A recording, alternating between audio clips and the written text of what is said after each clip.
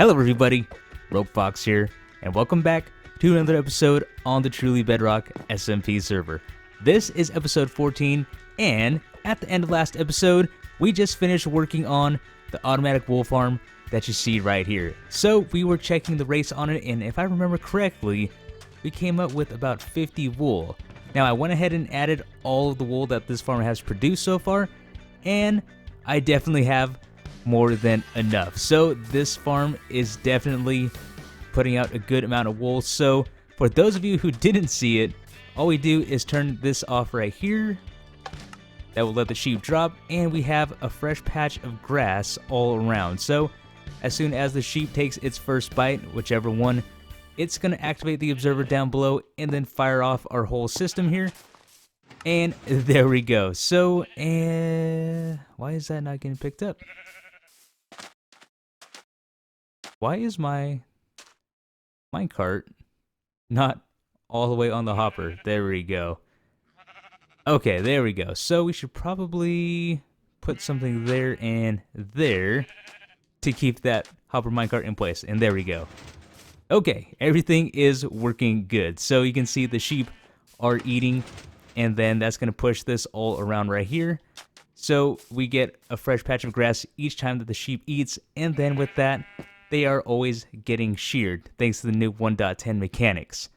The fun thing about getting a new feature in Minecraft is that everyone comes up with their own design. So, of course, this is the design that I came up with, and a link to this will be down in the description below, and there should also be a card popping up in the top right corner.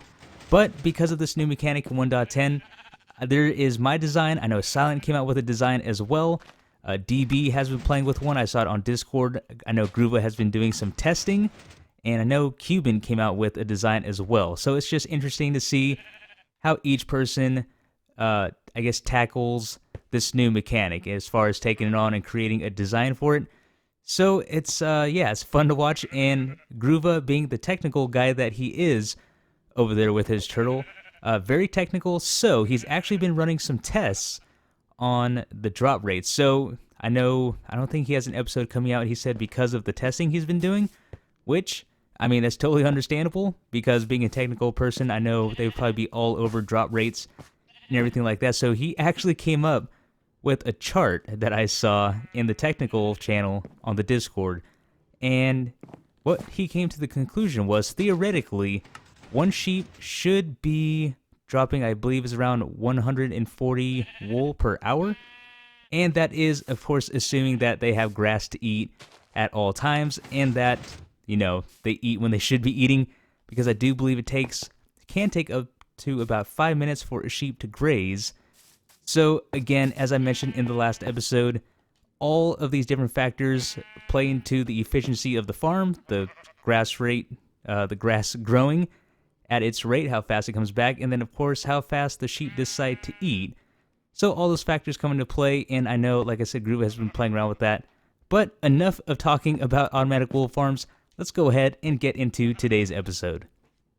But before I begin today's project, I do need myself another shulker box, because I don't know if you've seen my green shulker box, but it is getting full of dirt. Now, this is my green box, so, oh, that is a trap door, isn't it? Okay. Right there. So yeah, this is beginning to fill it with dirt, and this is meant for, you know, my vines, my grass, my jungle leaves, all those different types of plants that I've been building with, and some logs. But yeah, it's getting a little full of dirt, so I need myself another shulker box. I am currently all out. The store has sold out, and I have not been back to the end. So what I'm going to do is turn to my competitor here, Silent, and we're going to go ahead and get a shulker box from him. So there is the little issue of the stack of diamonds that he stole from me, and Zloy has also stolen a stack of diamonds from me. So 2 stacks of diamonds have gone missing from the casino. So what I think we're going to do is we're going to go ahead and take a shulker box like this, and we're going to leave him a little note. Now, you owe me 60 diamonds. So we're going to go ahead and say he owes me 60. And I think that is more than fair enough. I mean, come on, he stole from me. And, of course, we still need to get our payback for that. Now, when it comes to payback and retaliation, I don't like to do things right away, because I feel like that is most expected. What I like to do is strike when it is least expected. So I could retaliate at the end of the season, in the middle of season 1, at the beginning of season 1, at the end of season 1. Who knows? Nobody knows when it's coming. I don't even know when it's coming, but it's coming. So yeah, I think that is more than fair.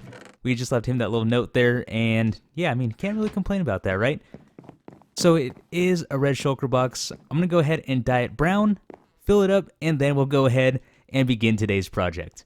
Alrighty, I feel much better. Now I have everything where it needs to be, so I have all my green building related things in the green box. So my leaves, my plants, and all that stuff, minus the jungle wood.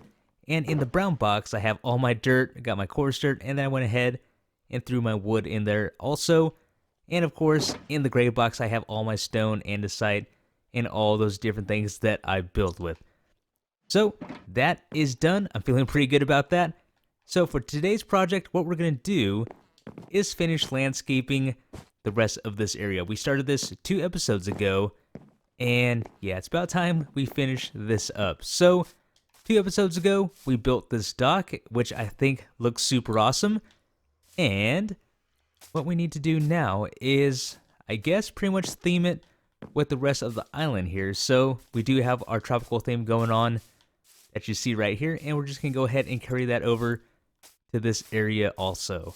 What I think we need to do first is add in another palm tree. So I'm thinking we can have one right here possibly, and then another one higher up. That way it kind of fills in this whole area right here, because like I said, this whole area is right above Foxy's base, and I don't know at this point if anyone is going to build here. I mean, there's definitely space for another building, but I don't want to take it up. So I'm going to go ahead and probably build, I'm looking at it from here, palm tree, yeah, I think would be good. About this spot right there, and then also probably higher up on the hill. So I'm going to go ahead and build those, and then I'll be right back. And welcome back. So I went ahead and placed in these 2 palm trees that you see right here, and this actually looks really good from this angle. So if you're coming around the corner from the inn, yeah, it kind of just fills in that skyline right there. And then of course, as we make our way over here to the dock, we can look at it from this angle, and again, this whole area is looking pretty full. And then of course, we can still see Slack's awesome smiley creeper face shop right over there. Now, something could probably go right there. I don't know about another tree, but definitely just a little something to fill that in. I'm not quite sure what that looks like up there, and that's not really my area, so I'm not going to mess around with that. But as far as this area is concerned, I mean, this looks pretty good. It looks nice and full, and again, the trees are pretty spread out from each other, and also the variations in height definitely help this out. So we have this tree at this level right here. We have that tree at, was that a couple more blocks up, and then of course we have this tree another couple more blocks up as well. And like I said, if anyone wants to build any other buildings or shops right here, there's definitely space to do so. So I did take that into consideration as I put up these trees. And then if we take a look at this from Slack's side, oh yeah, we can definitely throw a tree. Whoopsies. We can definitely throw a tree right there. I'm gonna have to ask him. I don't think he would mind, but you know, common courtesy, I want to go ahead and ask if he's gonna do anything with that. And then of course, as we come around this side here, again we have our different variations in height, which looks super awesome. And as we come through, we make our way down to the dock. So yeah, I'm really proud of these, and yeah, I'm pretty sure I got the palm tree thing down. When it comes to other trees, however, yeah, I'm not so good at those. So we'll see how good I really am at trees when they're not palm trees. It is now the next morning in real life, not in Minecraft, but I suppose it is the next morning in Minecraft. Well, actually, a few days have passed. Anyways, it is the next day, and last night, Slack did log on, so I did ask him about adding a palm tree next to his shop, and like I said, I knew he wouldn't mind, But again, common courtesy, I thought I would ask anyway, so I went ahead and placed a palm tree up there next to his shop, which I think fills it in quite nicely up there. And this morning, before I started recording, I just went ahead and terraformed this area a little bit more. It was just looking a little too, I guess, vanilla? Minecrafty?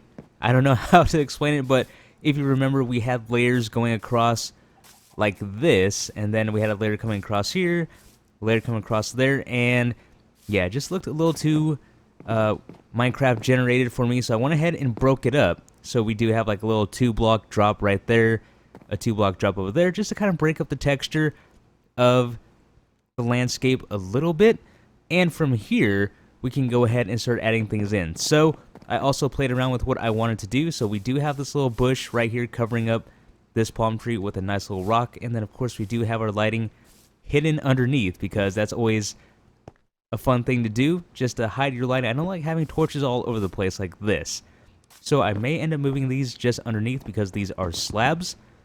But I think this is coming together quite nicely. As I said, by adding this palm tree right there, it definitely fills in this part of the skyline. So just looking at it from this point of view, yeah, it is very full. And yeah, I don't know. Like I said, I'm going to stay within my area. But just looking over here, I mean, it is, yeah, definitely looking very full. And then it's going to look a lot more lush once we add in our bushes, our grass, and everything like that. So here is the palm tree. And yeah, everything is looking super awesome.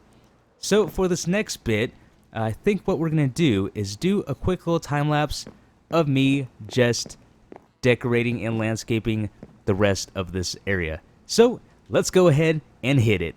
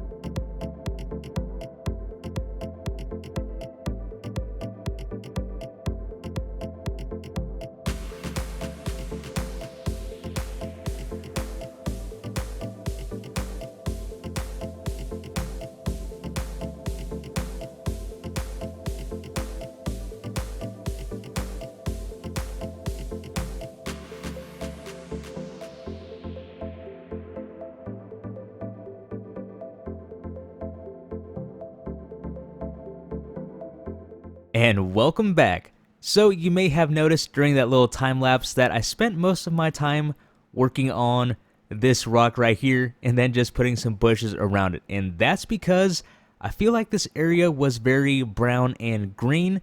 So I thought it'd be a good idea to add in quite a bit of gray like we did on the other side to kind of break up the color over on this side. So I think, yeah, that worked out very well. We incorporated some different textures in here. So we have a little cobblestone. We have some andesite action going on along with the stairs and slab variants of each thing along with the stone. So originally, I didn't know how big I wanted this rock to be. So you saw in the beginning, I kind of started with this little area right here. And then as the time passed, it got a little bit bigger, and then it started dropping down another level. We definitely played with that 2-block drop right here, and then we also filled this in just to give it some texture. And yeah, this turned out super awesome. So we went ahead and placed in some bushes up here.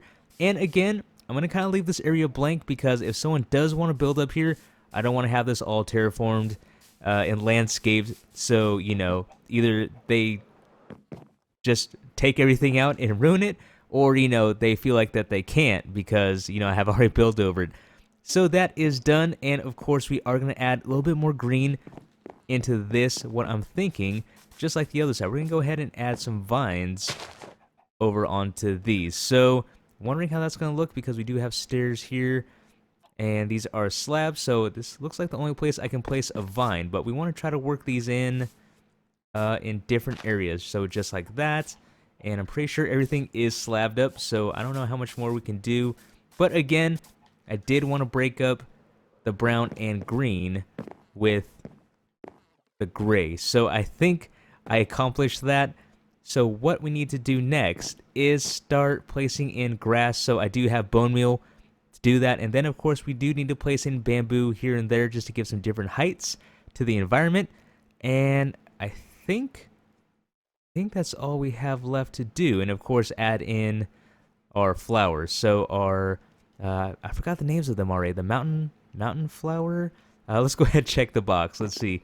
We have lily of the valley. That's it. Totally off. I said mountain. And the cornflower. So we've been working with these 4 colors right here on the other side. I just feel like they've been working out, and occasionally I'll work in a dandelion because I don't know, the yellow just doesn't seem to really fit in to what I'm doing. But let's go ahead and start adding in some shrubbery or grass and flowers and all that fun stuff. And this is looking so much better. So I went ahead, if you couldn't tell, I placed in the grass, I placed in the flowers, and I also laid in some more bamboo. And I don't know if they're called stalks of bamboo, but I put in some different bamboo at different heights just to, once again, just kind of change the height of everything going on here. We have the double tall grass just to break that up a little bit because, like I said, I am working with a smaller area. So for example, or what I mean by that is we just have one strip that we're working with as compared to here where we have about a 3-block wide area to work with. So it's kind of trying to make it all flow and fit together. And I think that turned out pretty good. So I went ahead and added some vines here as well just to kind of cover up that brown a little bit more. And I kind of tried to cover up the gray just a bit just so it wasn't too dominating here. But then again, it does fit in well, especially having that cobblestone there just to add a little bit darker color to that lighter gray. So, and there is Foxy. Once again, he's been on and off. And let's see here. This is looking really good. So coming from this angle, nice and full, definitely. And then, of course, we have to check it from this side. So we're walking this way. Yeah, it is definitely matching the other side of the island there. That might be the screenshot right there. Yes, I think I'm going to make that the screenshot. So, yeah, this side is pretty much done. If anything, like I said, I feel like there would need to be a building right here. So I think that would fill in this area perfectly, but as far as the landscaping goes and everything that we've done, I feel like this has filled in the area quite nicely. And before we close out today's episode, there is something I've been meaning to do. I keep mentioning it in almost all the last episodes that came out recently, and that was connecting the water from the waterfall here all the way into the ocean. So as you can see here, I went ahead and did that. And I'm probably going to have to decorate it a little bit more. I'm not completely satisfied with the way that looks. In fact, I can go ahead and throw some sand right there just to kind of help it out. So the idea was the waterfall comes down and then it kind of just starts trickling down into, hello spider, down into the ocean. So looks like I placed grass blocks down there also. As you can see, the grass here has not changed back into dirt, and I don't know if that's an intentional feature of Bedrock Edition, but since the beginning of Bedrock Edition, that has been a feature, and one that I have used. I think it's a very nice feature to have. Yeah, that spider is distracting. Let's go ahead and get out of here, spider. And as you can see here, I was trying to get some water out of here, but somehow I end up messing up all of my water. And I'm going to have to try to fix that probably off camera. I'm not going to do that right now. But yeah, like you saw, the grass will stay grass underwater as of now. And like I said, hopefully they don't fix that. But let's go ahead and we're just going to make a little bridge going right here. Nothing too special here. Let's say we do something like that. And we probably need, I guess that kind of doesn't work. we probably need to get these out of here. Shears. Okay, I now have a couple of shears on me here. So let's go ahead and remove those. And let's go ahead and grab the axe. Okay, so we want it crossing kind of over to that side. So say we do our 2 right here, and then we can just do a few more planks. That, and then yeah, we're gonna need 2 more planks, and hopefully I do have some oak wood on me. Yes, I do, and if I remember correctly, there is a crafting table in the shop. And it looks like we haven't sold that elytra yet. That is the last one that I have on me. So we need some planks. And I'm most likely not going to have room because my inventory is so full. Yeah, let's go ahead. Trash.